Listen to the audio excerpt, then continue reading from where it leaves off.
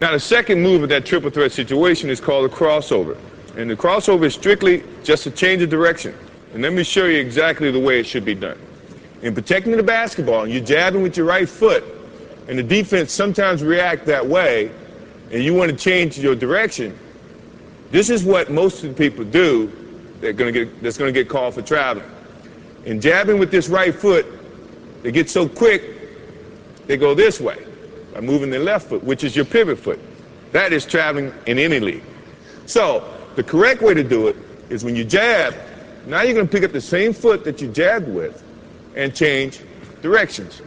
And in putting the ball down, good defensive players, if you put the ball out here, have long enough arms. Scottie Pippen, for one, can slap it.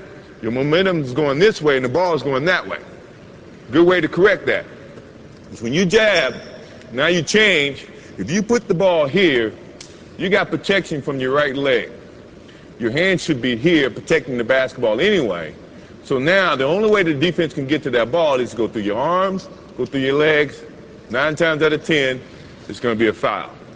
I say 9 times out of 10 because I could get away with it. But I don't play anymore, so you don't have to worry about that. So, jab step, change the direction this way, putting the ball inside your legs. Now, the good thing about an offensive player is you got to be able to go both ways. If you go one way, now you're limiting your options. The defense is going to read that, and then they become more, I guess, have the advantage to try to limit your options. As an offensive player, you never want to limit your options. So when you're working on that move to do it this way, also do it that way. So now you can have two options. If my man is taking a defensive stance, the thing that I'm looking at right now is he's playing parallel. So now he's playing me to go either way, which is good. Which it also, to me, means all I have to do is give him a nice little fake this way. He's going to think and feel that that's the way I'm going. My change of direction is a little bit better to use when you see a guy with the parallel stance. Mainly because he doesn't know where you're going. So now you have so many options, you just try to use as many options as you can. Now, if he had his right foot forward, that to me is saying, now he wants you to go this way.